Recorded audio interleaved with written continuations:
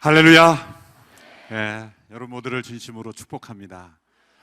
성령 충만한 교회에 와서 이렇게 하나님의 은혜를 함께 나누게 된 것을 영광스럽게 생각하고 또 존경하는 우리 김은호 목사님 목회 현장에 방문하는 것만으로도 저에게도 큰 도전과 또 교훈이 됩니다. 여러분 한 분 한 분을 보니까 참 이 자리에 오순절 임하신 그 성령께서 여러분의 몸과 마음에 가득한 것을 느낍니다.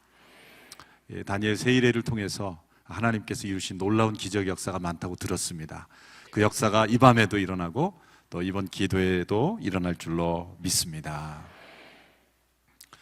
성경에 보면 많은 인물들이 나오는데 대개는 우리에게 도전을 주고 또 이렇게 살아야 되겠다라고 그렇게 우리에게 교훈을 주는 인물들이 많습니다. 모리아산에서 이삭을 바쳤던 믿음의 사람 아브라함, 또 이스라엘 백성들을 이끌고 홍해를 건너게 하고 광야를 이끌었던 모세, 또 하나님의 마음에 합하였던 다윗, 또 예수님을 잉태하였던 그 마리아, 말씀대로 내게 이루어지이다 그렇게 순종했던 마리아. 이런 분들의 그 신앙의 삶을 볼 때 이렇게 살아야지 하면서도 때로는 우리와 거리감이 느껴지기도 합니다. 우리의 많은 삶 속에는 그렇게 많은 기적이 체험되지 못하고 또 그런 믿음의 결단을 자주 하지 못하기 때문이지요. 근데 성경에 보면 우리와 아주 가깝게 느껴지는 인물이 있죠. 야곱입니다. 야곱의 이야기를 읽으면 거리감이 별로 느껴지지 않습니다. 바로 내 모습이 거기에 있고 우리의 그 죄악의 그 적나라한 모습들이 잘 나타나 있기 때문에 거리감이 느껴지지 않습니다. 또 이렇게 살면 안 되는데 라고 하는 모습이 더 많습니다. 어떤 하나님이 놀랍게 역사하시고 하나님의 그 나라의 일에 귀하게 쓰임받은 모습보다는 인간의 그 적나라한 이기적인 그 자아의 모습이 그대로 나타나 있는 모습이 바로 야곱의 모습입니다. 야곱의 인생을 보면 태어났을 때부터 문제가 있었죠. 그 어머니 리브가가 그 에서와 야곱 쌍둥이를 임신했을 때 뱃속에서부터 서로 싸웠습니다. 그 싸움의 목적은 무엇일까요? 저의 추측입니다만은 먼저 세상으로 나오려고 했던 것이 아닐까요? 그 당시에 먼저 세상에 나온다는 것, 이 장남이 된다는 것, 그것이 얼마나 큰 축복이 되었습니까? 그래서 형 에서와 그 엄마 뱃속에서 서로 싸우다가 야곱이 놓쳤죠. 에서가 먼저 나왔어요. 놀랍게도 야곱은 그 에서의 발꿈치를 잡고 함께 나왔습니다. 왜 발꿈치를 잡았을까요? 저는 이렇게 해석합니다. 성경이 그런 해석은 없습니다만은 같이 나왔다고 주장하기 위해서 우리는 한 몸이다. 같이 나왔다. 이게 본능적으로 형의 발꿈치를 붙잡은 그 야곱. 그 태어나면서 나타난 그의 모습이 어쩌면 일평생 그의 DNA 속에, 그의 유전 인자 속에 스며 있는 것을 우리는 보게 됩니다. 에서와 야곱은 자라났습니다. 에서는 사냥을 좋아하기 때문에 사냥꾼이 되었고, 또 야곱은 조용한 고로 집안에 거하기를 원했습니다. 형 에서는 이삭의 사랑을 받았고 동생 야곱은 어머니 리브가의 사랑을 받았죠. 그런데 성경을 자세히 읽어보면 왜 에서가 사냥을 좋아하는 사냥꾼이 되었는가? 그 이유를 이렇게 설명합니다. 그의 아버지 이삭이 에서의 사냥한 고기를 좋아하므로, 그의 아버지 이삭이 에서가 사냥해 준 그 고기를 좋아하기 때문에 아마도 그 에서를 칭찬하였고 그 에서를 편애하였다는 것이죠. 그러므로 엄밀한 의미에서 이삭은 에서를 사랑한 것이 아니라 고기를 사랑한 것입니다. 그렇죠?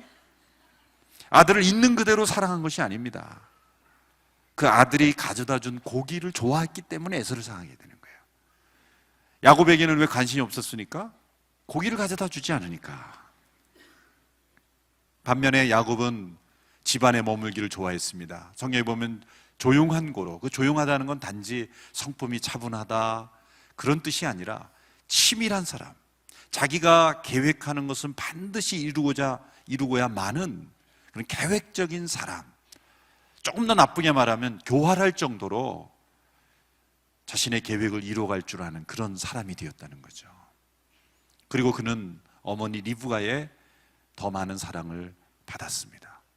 이 부모의 편애가 그 두 아들의 인성을 좌우했고, 그리고 에서는 사냥을 좋아하는 동물적인 감각적인 아들이 되었고, 야곱은 그 어머니의 집중적인 편애를 받으면서 지극히 내성적이지만 교활한 인간으로 변해갔다는 것이죠. 부모의 이 편애, 부모의 옳지 않은 사랑이 자녀를 어떻게 변화시키는가를 우리는 잘 볼 수 있습니다. 에서는 아버지의 인정을 받기 위해 열심히 사냥했고, 야곱은 어머니의 사랑을 받기 위해 열심히 꾀를 부렸습니다. 형 에서의 그 인성이 얼마나 동물적이 되었는가를 보여주는 사건이 일어나죠. 야곱이 그 장자권을 탐내서 형 에서가 사냥을 마치고 돌아왔을 때 배고픔을 이용해서 팥죽 한 그릇으로 그 장자권을 매매하는 사건이 나옵니다. 형이 돌아올 때를 기다렸다가 그 팥죽을 끓여서 그 냄새를 맡은 에서가 이렇게 말하죠. 내가 배가 고파 죽게 되었으니 장자권이 내게 무슨 소용이 있으리라. 얼마나 동물적인 고백입니까? 이 에서에게는 우리 한국 사람과 같은 DNA가 많았던 것 같아요. 우리 한국 사람도 에서 같은 본능이 있어요. 왜냐하면 에서처럼 늘 죽겠다 그러잖아요. 에서가 지금 배가 고파 죽게 되었으니, 한국 사람들도 졸려도 죽고요, 기분 좋아도 죽고, 기뻐도 죽고, 죽겠다라는 말을 많이 해요. 동물적인 인간이 되는 거예요. 이 장자의 그 축복, 하나님이 예비하신 이 장자의 축복을 그는 소홀히 여겼죠. 그래서 그 장자권을 팥죽 한 곳으로 매매하고 해고야 마는 것이죠. 그 이후에 또 이삭은 그 아들 에서를 축복하기를 원했습니다. 이제 자신의 죽음이 가까운 것을 알고 그 에서에게 내가 너를 축복하고자 하노라. 그러니 너는 가서 고기를 만들어 오거나. 정말 숭고해야 될 아버지의 그 마지막 축복마저 고기를 먹어야 축복이 나오는 이 아버지. 오늘 이 시대에 이런 아버지들이 없어지기를 축원합니다. 뭐가 들어가야 축복이 나오는 이 마지막 아버지의 축복조차 고기를 잡아오면 내가 축복하겠다. 그래서 에서는 열심히 나가서 사냥을 하기 시작했습니다. 그런데 그 말을 엿들은 리브가가, 여기에도 문제가 있어요. 남편과 아내가 얼마나 대화가 단절되어 있으면 자식을 축복하려는 아버지의 계획을 엿들어야 됩니까? 여기 문제가 있는 거예요. 이런 부분은 틀림없이 문제가 있어요. 자녀를 시켜서 얘야 아버지가 뭐라 그러든, 자식을 시켜서 얘야 엄마가 뭐라 그러든, 부부간에 직접 얼굴과 얼굴을 대면하지 못하고 자녀를 시켜서, 제3자를 시켜서 대화를 하는 이런 부부, 이런 깨어진 부부관계 속에서 에서와 야곱이 온전히 자라지 못했던 거죠. 리브가는 사실 하나님의 계시를 기억했을지도 모릅니다. 그가 잉태했을 때 그 에서와 야곱이 서로 뱃속에서 싸우자 하나님께 질문을 했죠. 그때 하나님이 놀라운 계시를 주셨어요. 큰 자가 어린 자를 섬기리라. 사실 하나님의 계시의 말씀은 그 당시의 문화를 뛰어넘는 것이었죠. 어떻게 큰 자가 어린 자를 섬깁니까? 어떻게 장남에게 그 축복이 가지 않고 차남에게 축복이 갑니까? 그 당시의 세계관으로는 있을 수 없는 일이에요. 그런데 하나님은, 미리 모든 그의 인생을 아시는 하나님께서는 큰 자가 어린 자를 섬기라는 계시를 주셨어요. 그렇다고 할지라도 남편을 속이고 형을 속이는 것까지 정당할 수는 없는 거죠. 그 계시를 가지고 이삭에게 말을 했어야 됩니다. 대화를 했어야 됩니다. 남편을 설득했어야 됩니다. 하나님의 뜻은 둘째에게 있다. 아마도 이삭이 듣고 잊어버렸는지, 아니면 오랫동안 부부관계가 단절돼서 대화가 안 됐는지 모르지만 리브가는 아마도 그 계시를 기억하고 있었을 것입니다. 그래서 어떻게 하든지 야곱이 축복을 받게 해야 되겠다라는 생각에 남편을 속이기로 결정하는 거죠. 저 사람은 말해봐야 안 돼. 너무 쉽게 포기한 거죠. 남편을 무시한 거죠. 기도도 하지 않은 거죠. 그 남편이 하나님의 계시를 함께 받아들일 수 있도록 노력하는 과정이 없이 남편은 영성이 부족하다, 분별력이 없다라고 무시해버리는 거예요. 사실 분별력이 없기는 진짜 없었어요. 뭘 보면 아냐면 이제 그 속여서 야곱이 그 엄마가 해준 그 아빠가 좋아하는 그 음식을 해갖고 들어갔지 않습니까? 그래서 아버지가 좋아하는 음식을 해왔습니다. 저를 축복하소서 그랬을 때 이삭이 뭐라 그럽니까? 이리 가까이 오너라. 이상하구나. 내가 너를 좀 만져봐야 되겠다. 의심을 한 거죠. 왜? 목소리가 야곱이니까. 그렇게 의심할 걸 알고 리브가가 그 야곱의 몸에 털을 붙여줬죠. 염소털로 팔과 목에 털을 붙여줬습니다. 그래서 이삭이 이제 가까이 온 야곱을 만집니다. 만져보니 털이 있어요. 그래서 이렇게 말합니다. 이상하다. 목소리는 야곱인데 몸은 에서로구나. 이런 바보 같은 아버지가 어디 있습니까, 선생님? 사람 털과 염소 털도 구분을 못해요. 그리고 목소리가 야곱이면 야곱이지 목소리는 야곱인데 털은 에서로구나. 지금까지 한 번도 에서의 몸을 만져보지 않았다는 거죠. 평소에 그 에서를 쓰다듬어주고 에서의 몸을 만져봤더라면 이게 에서 털이 아니라 염소 털이라는 걸 알았을 텐데 늘 에서가 가져오던 죽만 열심히 먹었지 사랑하는 아들과 허그를 해본 적이 없었을 거예요. 그 아들의 몸을 만져보지 않았다는 거예요. 분별력 없는 아버지. 그로 인해서 이삭의 축복이 야곱에게로 갔죠. 자, 곧 이제 에서가 왔습니다. 아버지가 좋아하는 사냥한 고기를 가져왔습니다. 먹고 저를 축복해줬어. 그런데 이삭이 깜짝 놀라죠. 아니, 그러면 조금 전에 왔던 게 야곱 맞았구나. 그래 이렇게 말합니다. 근데 어떡하냐? 다 줘버렸다. 참 이상한 장면이에요. 오늘날 이해하기가 힘듭니다. 왜? 오늘날 같았으면 어떡합니까? 야곱 뭐라 그래? 취소. 내가 너에게 준 축복 취소. 자, 그러면 되는 거 아니에요. 여기서 이 시대에 우리가 배워야 될 아주 중요한 문화가 있습니다. 그것은 뭐냐면 이 시대에는요, 사람이 자신의 입으로 말하거나 축복하거나 기도한 것은 반드시 그대로 이루어진다고 믿었다는 거예요. 취소가 안 된다고 믿었다는 거예요. 속아서 한 것이지만 자신의 입으로 축복으로 나갔으면 다시는 그 말은 취소될 수 없다. 이거는 우리가 고대 시대를 배워야 되는 거예요. 오늘날에는 말은 너무나 쉽게 바꿔요. 난 그런 말 한 적 없습니다. 그럼 끝이에요.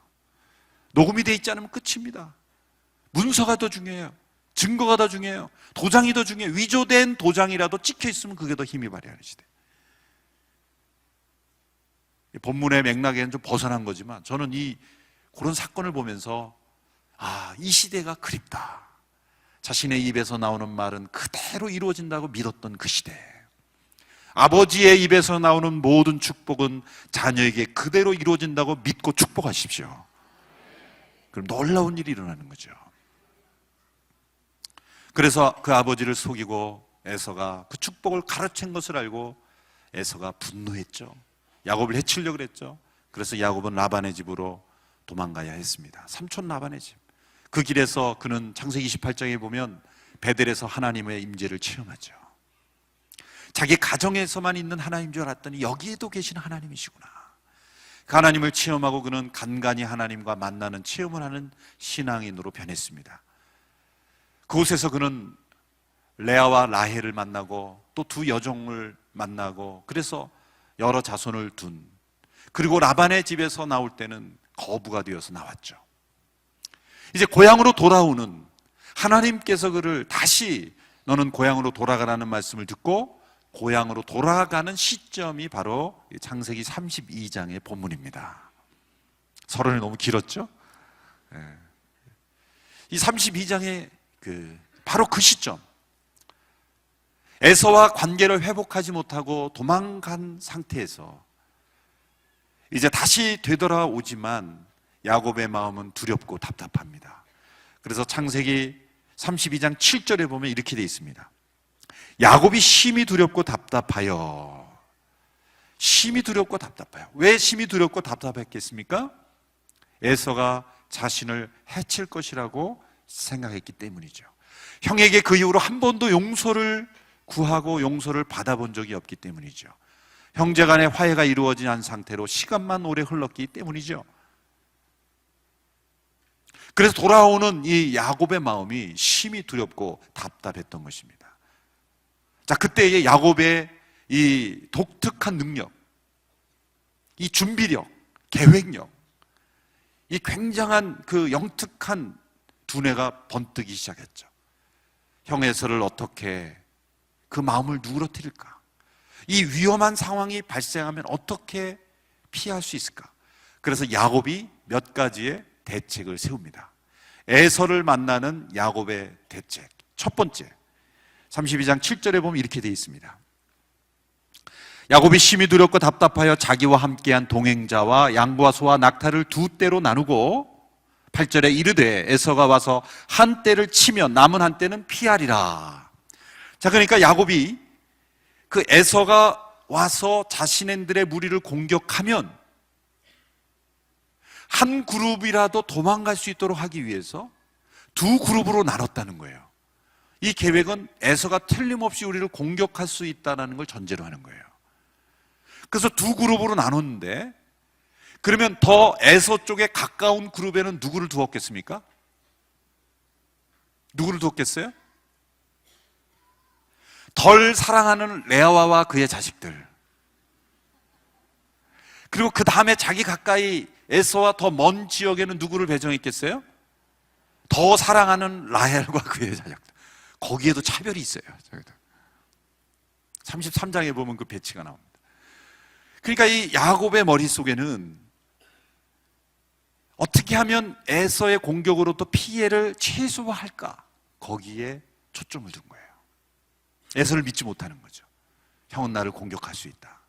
두 번째 대비책은 500마리 이상의, 한 520마리 정도 되는데 카운트하면 500마리가 넘는 그 동물들을 5그룹으로 나눕니다. 5그룹으로. 한꺼번에 보내는 것이 아니라 5그룹으로 나눈 이유가 뭘까요? 여러분, 고사성어 중에 조삼모사라고 아십니까? 조삼모사.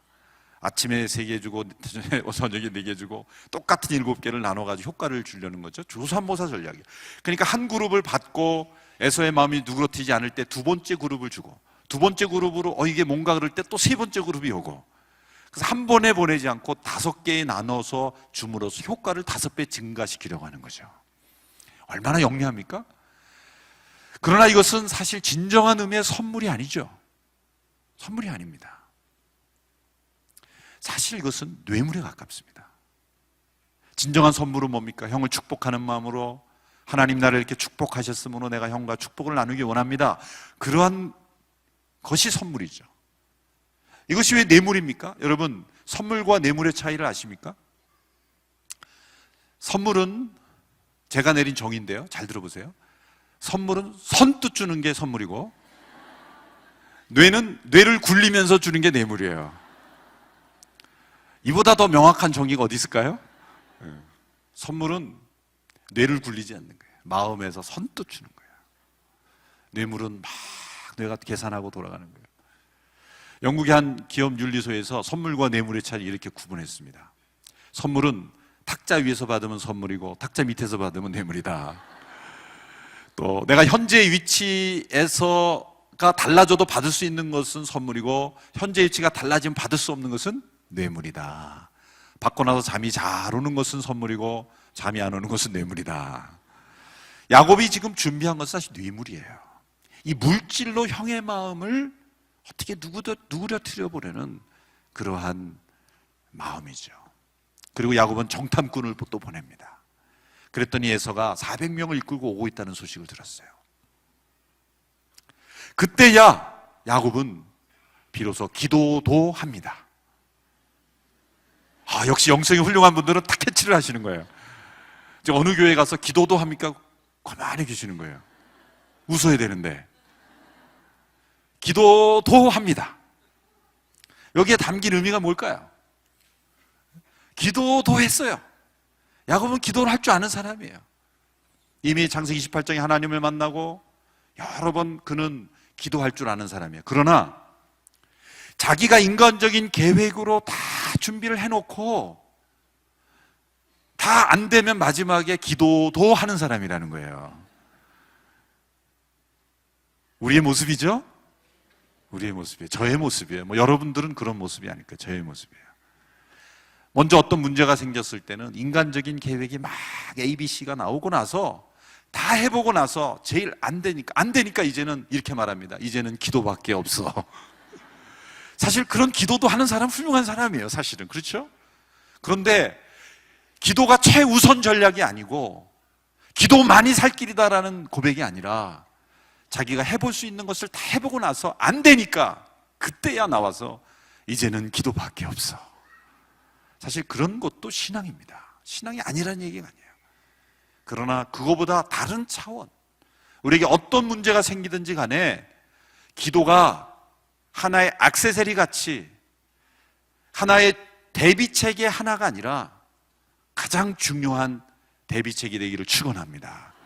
기도만이 살 길이다. 기도가 최우선 전략이다. 기도가 없는 사람은 자꾸 야곱처럼 인간적인 꾀가 나오는 거예요. 불신앙의 사람들은 자꾸 인간적인 생각이 나오는 거예요. 이스라엘 백성들이 하나님이 가나안 땅으로 들어가라 그랬잖아요. 사실 정탐해 보라는 건 하나님이 하신 게 아니에요. 신명기 1장에 보면은 백성들이 모세에게 건의한 거예요. 그래도 우리가 그 땅을 가봐야 되지 않겠습니까? 그래서 모세가 하나님께 말했어요. 하나님, 이 백성들이 가봐야 되겠는데 어떻게 합니까? 그래, 그냥 가보라 그래라. 사실 하나님이 허락하신 것이지 너희가 그 땅에 정탐하거나 그런 게 아닙니다. 하나님은 그 땅에 어떤 민족이 있던 어떤 길이 나왔더니 들어가라 그랬어요. 가보지 않고 들어갔어야 되는 거예요, 사실은. 그런데 신명기 1장에서 모세가 그 사건을 회고하면서, 민수기 사건을 회고하면서 해석을 해주죠. 거기에 보면 그 아이디어는 사람에게서부터 나온 거예요. 우리가 그 땅을 가봐야 되지 않겠습니까? 그리고 가서 정탐하는 순간 12명이 보았죠. 10명이 어떻게 됐습니까? 우리는 죽었다. 여호수아와 갈렙만이 하나님 우리에게 주신 땅이다. 10대 2로 나눴어요. 만일 그 12명을요 가나안 정탐을 시키지 않고 아무것도 보여주지 않은 상황에서 들어가겠습니까? 안 들어가겠습니까? 했을 때 10명은 틀림없이 안 들어간다 그랬을 거예요. 그 땅을 보았기 때문에 두려움이 생긴 게 아닙니다. 두려움을 가지고 보았기 때문에 그런 결과가 생기는 거예요. 똑같은 상황을 봤는데 왜 여호수아와 갈렙은 우리의 밥이라고 그러고 10명은 죽었다 그럽니까? 그 시각을 가지고 있는 마음의 두려움이 시각을 바꿔놓은 거죠. 어느 회사에서 아프리카에 직원들을 보냈다 그러는 거죠. 그래서 이 신발 회사에서 직원들을 보내니까 한 사람은 사장님, 여기는 절대 들어가면 안 됩니다. 왜? 아무도 신발을 신고 있지 않습니다. 또 한 사람은 사장님, 여기는 절대 들어가야 됩니다. 왜? 아무도 신발을 신고 있지 않습니다. 똑같은 보고예요, 똑같은 보고. 그렇죠? 신발을 아무도 신고 있지 않은 거는 다 똑같은 사실인데 한 사람은 그것을 들어가야지 말아야 될 이유로 보았고 한 사람은 들어갈 이유로 본 것입니다. 이게 뭡니까? 믿음의 차이인 거예요, 믿음의 차이. 이 불신앙의 사람, 두려움이 있는 사람, 기도 중심을 살아가지 않는 사람은 반드시 인간적인 아이디어를 막 내게. 지금 에서를 만나는 그 두려움 때문에 야곱은 두 그룹으로 나누고 또 뇌물을 준비하고 정탐꾼을 보내고 그러고 나서 기도도 한 거예요. 기도도 한 거예요. 그러니까 기도는 여러 가지 대비책 중에 하나지 기도만이 대책이다라는 믿음은 아직 이르지 못한 거예요. 사실 우리가 야곱의 이런 모습을 보고 웃을지 모르지만 사실은 저의 모습이고 우리의 모습이 아니겠습니까? 어떤 일이 생길 때 기도만이 살 길입니다. 기도만 해서 안 돼. 이건 불신앙의 말입니다. 기도만 해도 됩니다. 이런 지경에 이르는 우리 모두가 되기를 축원합니다. 사실 우리는 우리의 능력을 너무 가서 과대평가하고 우리의 아이디어를 너무 의존하는 경우가 너무나 많아요. 저는 우리 김 목사님 통해서 다니엘 세 일의 기도를 통해서 하나님이 놀라운 기적을 많이 베풀어 줬다는 그 간증을 듣고 참 은혜를 받았어요. 하나님이 오른 교회를 반드시 축복하실 것이다. 기도가 중심이 된 교회는 절대 흔들리지 않습니다. 망하는 교회는 어떤 교회인지, 회의가 중심이 된 교회는 반드시 망해요. 아주 십중팔구예요. 기도가 중심이 된 교회는 기도할 때는 열심히 모이는데, 뭐 회의합시다 그러면은 목사님 알아서 하시겠지, 장로님도 알아서 하시겠지, 그렇게 모이지 말라는 게 아니라요, 믿고 신뢰한다는 거예요. 근데 기도회는 1년 361번도 안 나오는 분들이 꼭 트집 잡는 회의에 나와가지고 미주알 고주알, 오른교회 얘기가 아니라, 온누리교회가 아니라 그 미국의 어떤 교회 제가 체험해요. 정말 제 목회 여정에서 보면은 기도회를 나오시나 성령 공부를 나오시나 예배 제주거나 재직회는 눈을 부릅뜨고 그냥 참석하는 거예요. 뭐 흠잡을 거 없나. 망합니다. 망해요. 기도가 중심이 된 교회, 기도가 중심이 된, 기도가 전부인 인생만이 하나님의 살아계심을 체험하는 거죠. 자, 이렇게 야곱이 다 준비를 하고 오늘 본문 32장 22절을 보십시오. 22절에서 24절까지를 우리 함께 읽어볼까요? 시작. 밤에 일어나 두 아내와 두 여종과 11아들을 인도하여 야복나루를 건널세 그들을 인도하여 시내를 건너가게 하며 그의 소유도 건너가게 하고 야곱은 홀로 남았더니, 이 본문을 자세히 보세요. 두 아내와 두 여종과 11아들을 인도하여 야복나루를 건네고 시내를 건너가게 하였고 소유도 건너가게 한 거예요. 그리고 자기는 어디에 있어요? 홀로 남았다 그랬어요. 많은 분들이 본문을 설교하면서 야곱이 기도하기 위해서 홀로 남았다 그러는데 근거가 없어요. 기도했다는 근거가. 요 구절에서는 기도하기 위해서 남은 게 아닙니다. 왜 홀로 남았을까요? 자, 두 그룹은 나눈 이유가 뭡니까? 한 그룹이 공격을 받으면 남은 한때는 피하리라 그랬죠? 그러면 다 야복나루에서 다 시내를 건너가게 하고 자기는 어디에 있는 거예요? 건너지 않고 남아 있는 거예요. 기도하기 위해서 남았다면 제일 앞에서는 기도 못합니까? 거기에 무슨 기도원이 있었습니까? 홀로 남은 이유가 뭘까요? 제일 빨리 도망가기 위해서죠. 얼마나 이기적입니까? 얼마나 이기적이에요. 사실 이 가족들에게는 얘기 안 했을 거예요. 물론 천국에 가면 야곱 할아버지가 저를 야단칠 줄 몰라요. 네가 내 마음을 어떻게 알아? 그러면서 막 무슨 근거로 너 그렇게 해석해? 이제 보세요. 이제 그 해석을 제가 나중에 할게요. 저는 틀림없이 에서가 공격하면 제일 먼저 도망가기 위해서라고 저는 믿습니다. 나중에 그 이유를 제가 밝힐게요. 그렇게 믿는 근거가 있어요. 홀로 남았어요.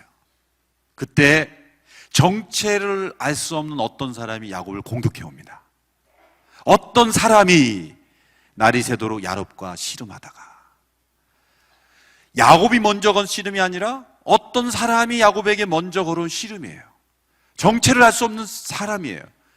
야곱은 이 사람을 처음에 에서가 보낸 어떤 자객이었을 것이다 라고 추측했을지 몰라요.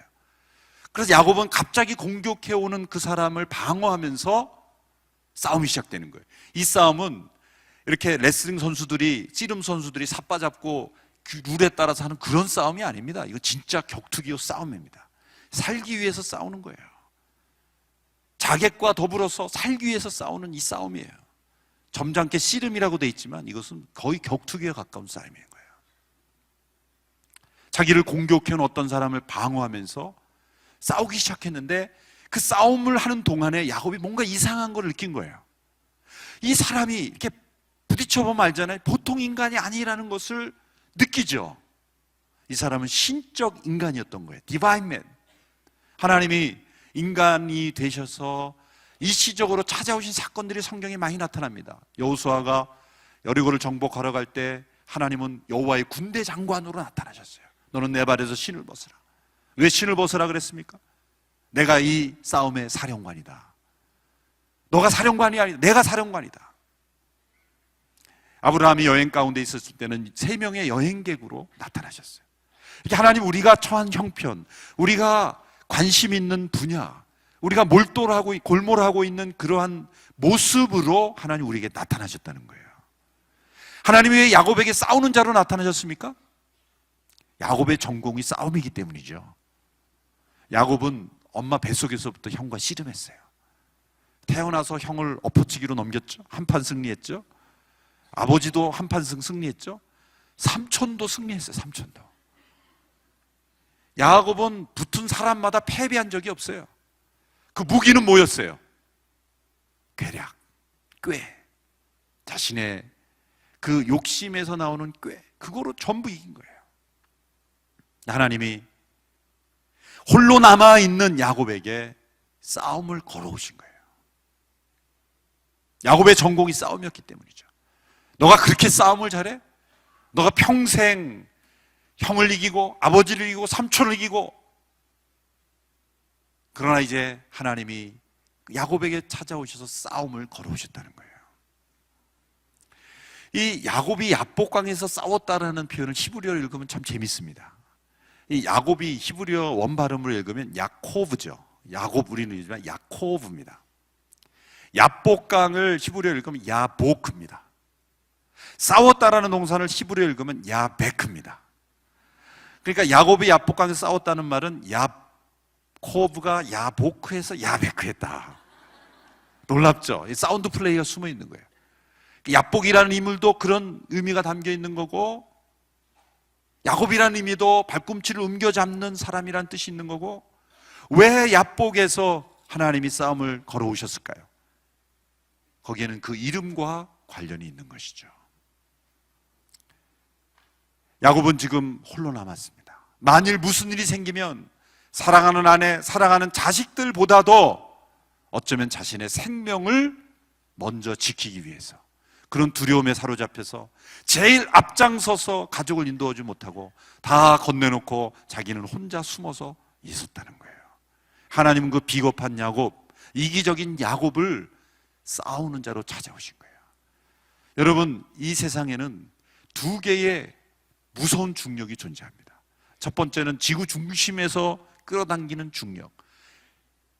우리가 지금 편안하게 여기 앉아 있는 것은 그 중력 때문에, 느끼지는 못하지만 그 중력이 우리를 잡아주기 때문에 편안하게 앉아 있는 거예요. 의자가 편안하기 때문에 편안한 게 아닙니다. 지금 그 중력이 우리를 붙잡아주기 때문에 편안하게 앉아 있는 거예요.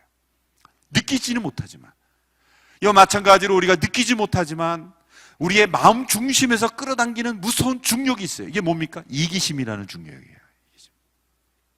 어쩌면 지구 중심의 중력보다 훨씬 더 무서운 중력이에요. 여러분, 이 이기심이 얼마나 무섭냐면요, 저희 가족이 지난번에 어디를 여행하고 사진을 찍어 왔어요. 사진을 보내왔는데 4명인데요 각자 찍는 꼽는 사진이 다 달라요. 왜 다를까요? 자기가 잘 나온 사진. 자기가 잘 나온 사진.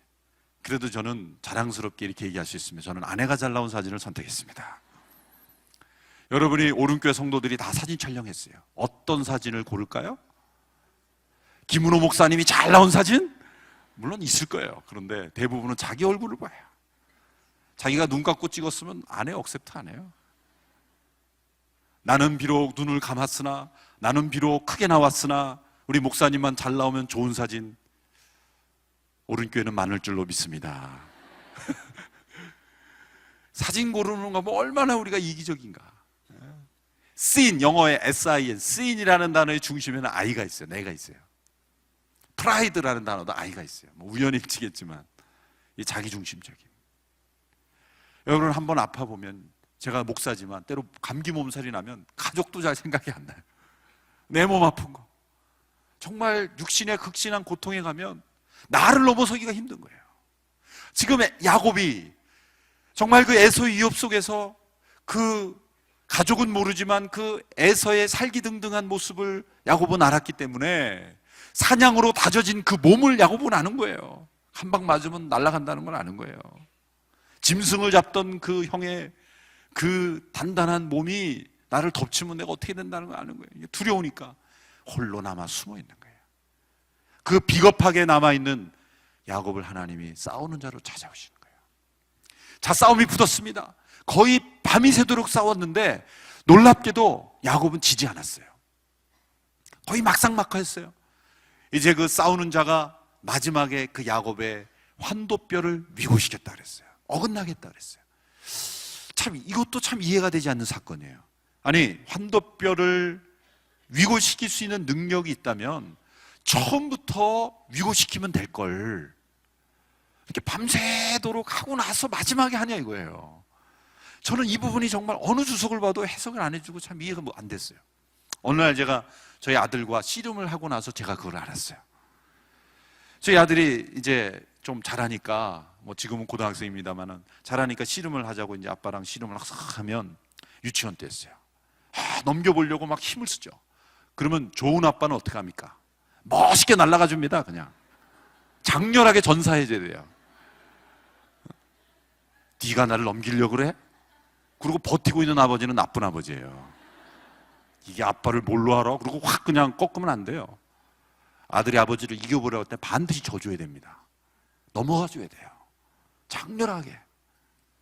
그럴 때 아들은 내가 아빠를 이겼다, 넘어준지도 모르고 그냥 내가 아빠를 이겼다, 용기를 얻고 막 인생의 의욕을 나는 할 수 있다, 막 자신감을 얻는 거죠. 그렇게 계속 해줘야 되는 거예요. 근데 티 안 나게 해줘요. 티 안 나게. 처음부터 이렇게 톡 쳤는데 확 날아가면 아빠 이게 입으로 그러는 거지. 그러니까 아주 리얼하게 하면서도 가까스로 져줘야 돼요. 그런데 학교 들어가고 난 다음에도 그렇게 좀 바보 됩니다. 얘. 자기가 전능자인 줄 알아요. 그래서 어떻게 해야 돼요? 어느 날 나를 딱 정하고 그 씨름에서는 딱 작심을 하는 거야. 인생의 현실을 깨닫게 해주는, 인생의 한계를 깨닫게 해준 날을 정하고 이제 딱 씨름을 하는데 안 넘어가는 거야, 아빠가. 그리고 아빠가 막 그 아들을 꺾어주는 거예요. 좌절을 겪어야 되는 거예요. 아, 내가 전능한 것이 아니었구나. 그걸 깨달아야 인생의 현실을 깨달아요. 현실 감각을 깨닫게 되는 거예요. 저는 이 정체를 할 수 없는 이 어떤 사람, 이 신적인 인간이 야곱을 처음부터 환도뼈를 위고시킬 수 있었어요. 아니, 목뼈도 부러뜨릴 수 있었어요. 그런데 왜 밤이 새도록 씨름해 줬을까요? 처음부터 깨트려 버리면 이 교훈이 되지 않는 거예요. 정체를 할 수가 없는 거예요. 이 신적인 어떤 신비로운 분이라는 것을 느낄 수가 없는 거예요. 그러므로 밤새도록 해준 거예요.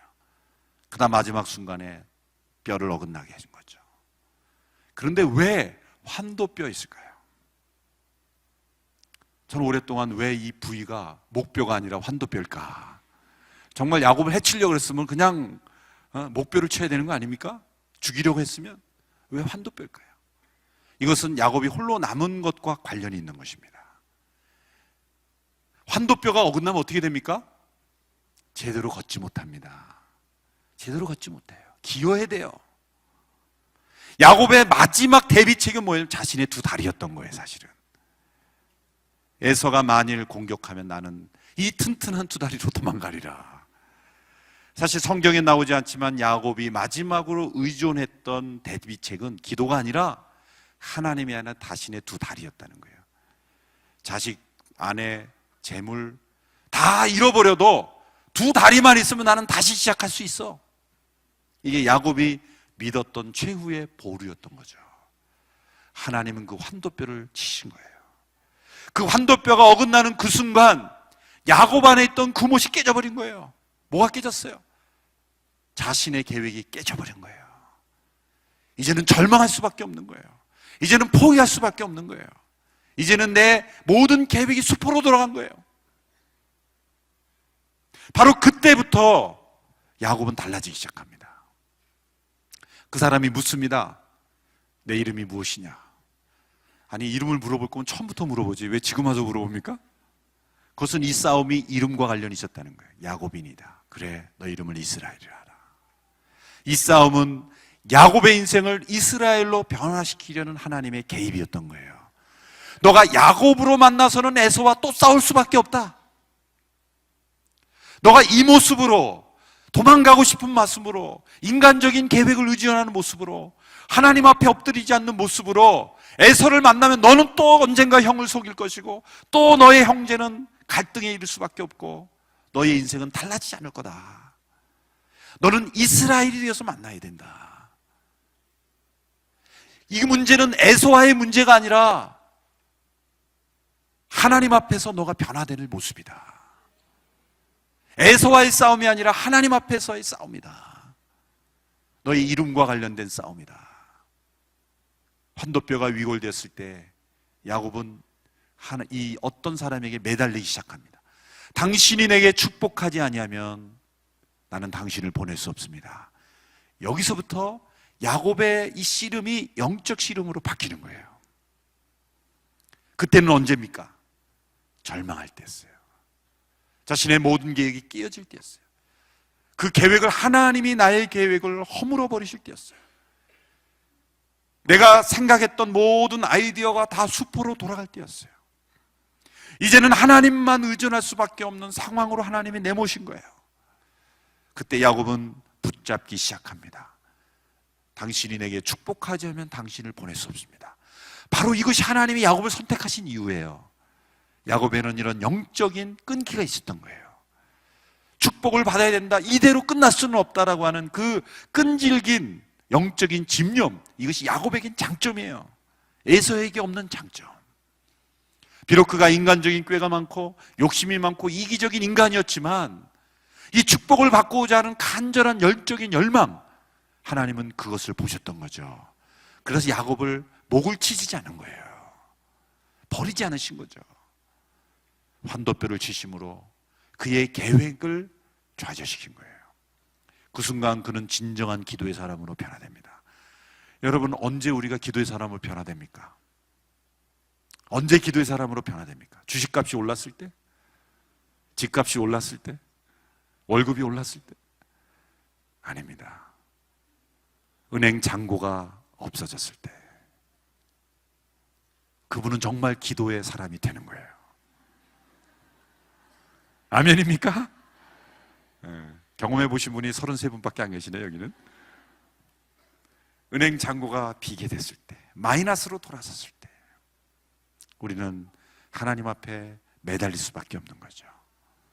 두 손을 들고 하나님 앞에 나옵니다. 전부에 의지 없어서 손 들고 옵니다. 그런데 야곱이 그렇게 두 손을 들고 매달리기 시작했을 때 뭐라고 해석해 줍니까? 이스라엘은 하나님과 사람으로 더불어 겨루어 이겼음이니라. 이것도 이상한 말씀이에요. 아니, 축복해달라고 매달리는 사람이 진 사람입니까? 이긴 사람입니까? 상식적으로 너무 앞서가지 마시고, 진 사람이 이긴 사람이에요. 진 사람이죠. 또 환도뼈가 어긋난 사람이 진 사람입니까? 이긴 사람입니까?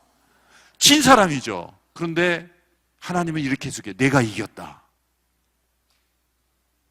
진 사람을 향해서 너가 이겼다. 왜 그렇게 말씀하시는 걸까요?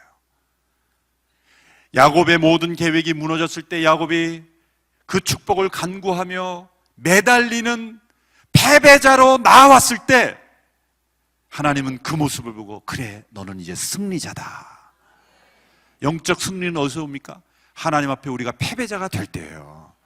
때로 우리는 물질에 실패하고 인생의 계획에 실패하지만, 세상에서는 실패하지만 그 실패를 하나님 앞에 가지고 나와 두 손을 들고 하나님 앞에 패배자로 나와, 하나님, 저는 이 세상에서 실패했습니다. 하나님이 나를 축복해 주십시오라고 두 손을 들고 항복할 때 하나님 우리에게 이렇게 말씀하십니다. 그래, 너는 이제 승리자다. 너는 이스라엘이다. 너는 이긴 자다. 하나님 앞에 패배자가 되십시오. 하나님 우리를 너는 승리자라고 불러주시는 거예요. 이 세상의 것을 가지고 마치 승리하듯 하나님 앞에 나오지 않으면 너는 패배자다. 언젠가 하나님은 환도뼈를 꺾으시는 거예요. 존 칼빈은 이 본문을 해석하면서 하나님은 두 손으로 우리를 다스린다고 말씀했어요. 왼손으로는 하나님은 우리의 환도뼈를 치시고, 환도뼈가 어긋났을 때 두 손을 들고 하나님 앞에 매달린 우리의 손을 잡아주시면서, 오른손으로 잡아주시면서, 그래, 너가 이겼다.